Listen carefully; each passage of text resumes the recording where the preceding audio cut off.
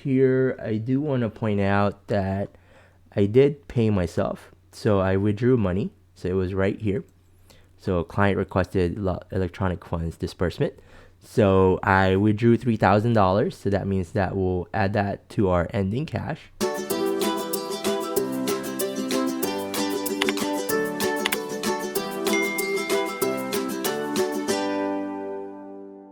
Hey, how's it going? It's Rocky. I've been MIA to start Q2 for 2023 because for the past 2 weeks, I've actually been on the road.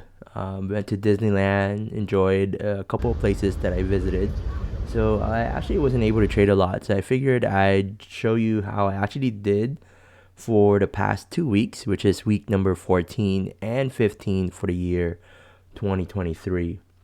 And also with my voice, I caught a cold again, hence why I sound like this a little bit. Another reason why I couldn't really actively trade. So what I'm showing here is the MYM, which is the micro for the Dow Jones Industrial Average. What I have here is the past 2 weeks. So this is the account that I used to pretty much swing. So I'm bullish on my MYM account. So I do have a long bias on this one that I open multi-day or multi-week. You can see here from the left, I had about 29 contracts, really a total of 30 contracts, which equals to 3 E-minis that had open. And I had closed that out last week, Tuesday. And I did that because there were a lot of data that was going to come out last week. And I just didn't have the mental fortitude to be able to handle that, being that I was on the road and also I was not feeling well. So basically, I closed that out for a pretty decent profit, and essentially, I opened another one on Wednesday, and just 10 micros there. So position sizing is quite important, and that's something that I'm doing a lot better in relative to the total cash in my account. So this is the overview on the MYM.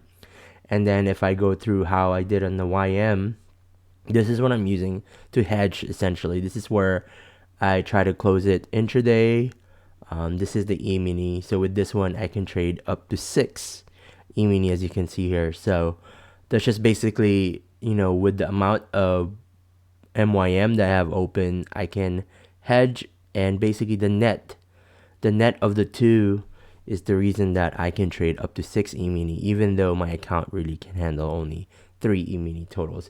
So as you can see here, not a lot of trading the past 2 weeks.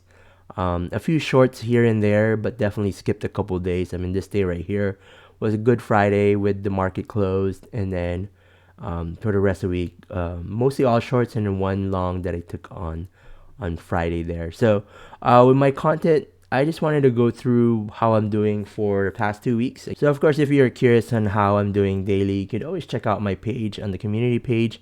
I always try to make a little diary entry on the daily on how I'm doing on both the MYM and the YM itself.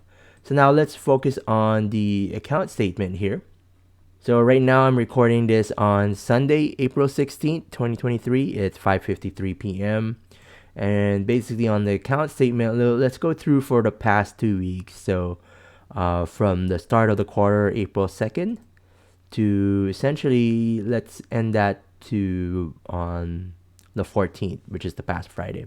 So that's usually when I like to do my account statement. So basically going through this account statement here, I do want to point out that I did pay myself. So I withdrew money. So it was right here. So client requested electronic funds disbursement. So I withdrew $3,000. So that means that we'll add that to our ending cash. And basically for the week, our ending cash was $40,234.18. And since we did withdraw $3,000, we'll add that to our ending cash. So that's our ending cash of $43,234.18. And then our starting cash for the past 2 weeks was $33,836.90. So quite happy that for the past 2 weeks, even though I was on the road, I was feeling sick, just because of my swing trade, it did quite well. And then of course my position sizing, shortening that when I knew a lot of volatility was gonna occur.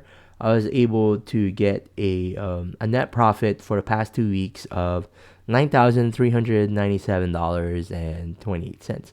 So you can almost think of that as like a paycheck, right? Because you get your paycheck every 2 weeks. So I guess I could say my paycheck for this week was this amount, which I am quite happy with.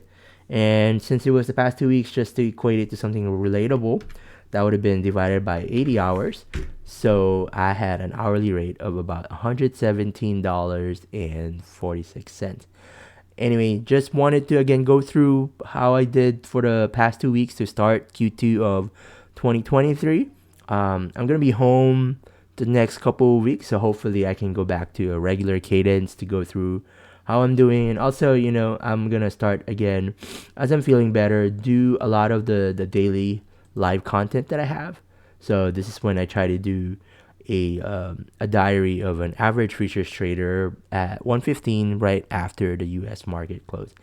So yep, that's my content for the week. Thank you for always supporting my channel.